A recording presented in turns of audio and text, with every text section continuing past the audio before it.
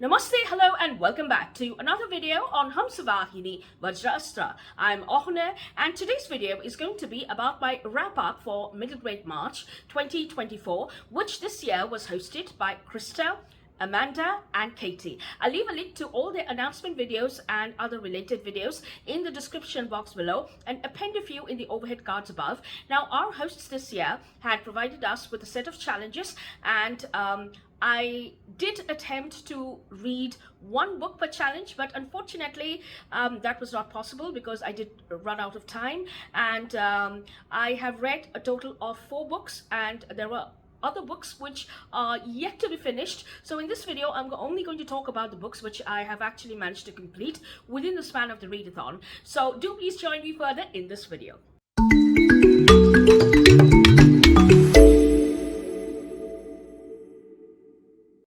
Now, one of the first books which I read was Breadcrumbs by Ursu, and this was for the challenge single word title. Now, this was a 4-star read for me, and it was a beautiful story. This is a story about friendship and the commitment that one needs to make for keeping the friendship strong and going, despite the fact that it may not be reciprocated back. So this story follows our main protagonist Hazel, who has just moved into town recently. She is going through a very difficult time because her parents are divorced recently. Her father's getting remarried, and her mother has just taken up a new job and moved into a new neighborhood. So Hazel finds that she is going to a new school. She has to make new friends, which is very difficult for her because she is absolutely torn between her old friends and the new environment which she is forced to face, which she does not really like. The only escape from all this is her next door neighbor Jack, who has a fantastic imagination, and along with Hazel they create fantastic worlds where they become superheroes and super adventurers, and they go and try and eliminate supervillains. This keeps them motivated to get through the odds in life. However, one day this beautiful friendship breaks, and Jack finally goes missing, and Hazel tries her very best to make a journey into the forbidden woods to find her friend Jack, and it's all about a test, and in fact numerous tests which she encounters in order to get to Jack. So whether she will be committed enough to find Jack or not is what the story is all about. And I have posted my Goodreads review link also in the description box below. There's another video in which I've talked about this in length, and I'll leave a link to that video in the description box below and append that in the overhead cards above. Now, the next book which I read was for the refugee prompt, and although this book was not on my TBR, but it did arrive a little early, so I just included this on my reading pile, and I ended up reading this book. So this was Julie Lee's In the Tunnel, and this is a story which is based around the true life stories of the child war soldiers of the Korean battle, so between North Korea and South Korea. So the story begins when Japan has just left Korea, and the Russians come and take over North Korea, and Americans go over and take South Korea. There is a line which is drawn across the entire country, and Koreans do not understand this line, but then they gradually start understanding the odds at both the ends. And this is a story about our main protagonist Myungi, who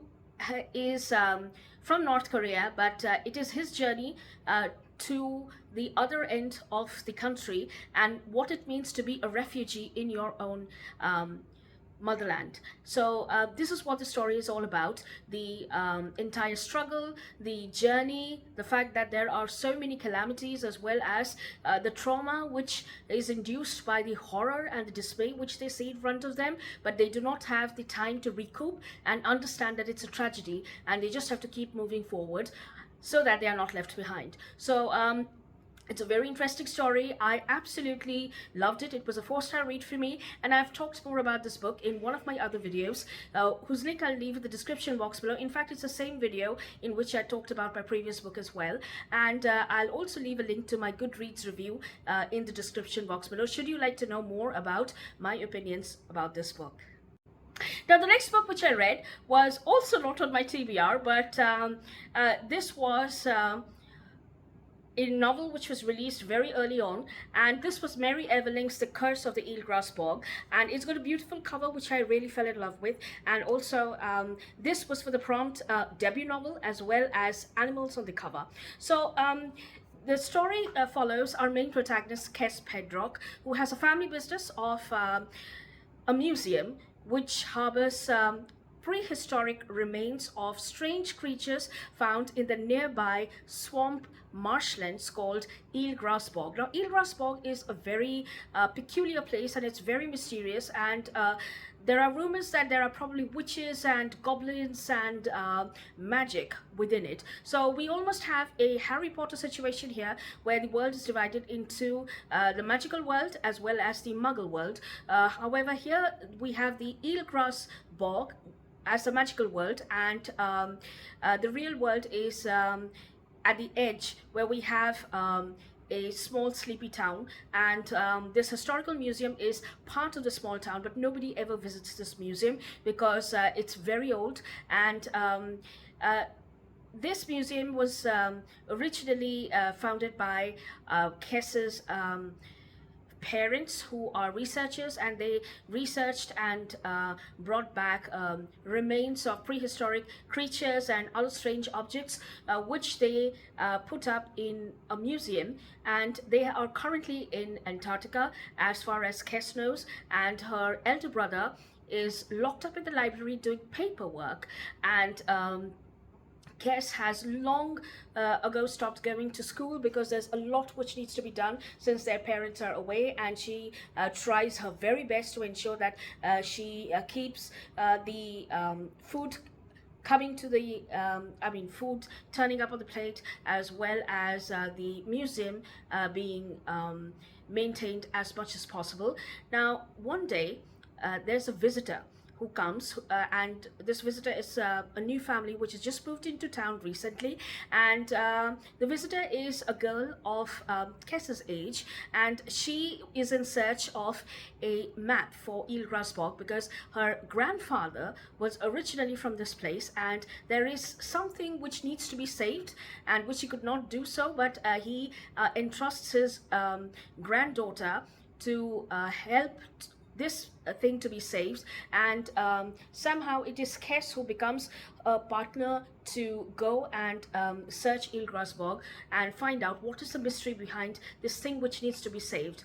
And they finally come around to the curse which is present on EelGrass Bog, and they have to try and find a solution to ensure that the curse is broken, and then the truth reveals itself. So it's a beautiful story. I love the world building. I have posted my opinions about this book in the Goodreads review link, so that will be in the description box below.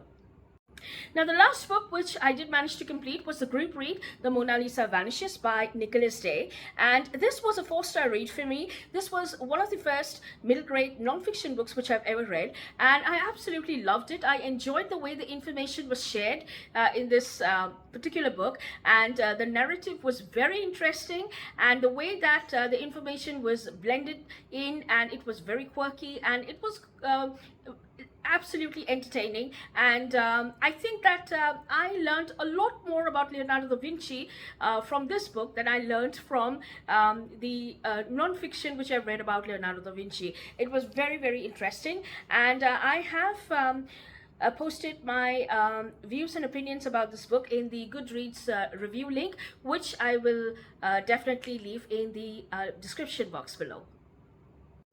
So those are the few books which I managed to finish. There are a bunch of books which I was just halfway through, but I have not mentioned about those books because it will unnecessarily stretch this video. But I absolutely enjoyed Middle Grade March this year, and thank you Krista, Amanda and Katie for bringing this back this year, and I hope that I will be able to join all of you in Middle Grade March next year as well. So that's all I have for you today, and I'll be wrapping up this video. I'll be back next week with my TBR for Hikeathon 2024. So stay tuned for that, and have a good reading week ahead, and namaste.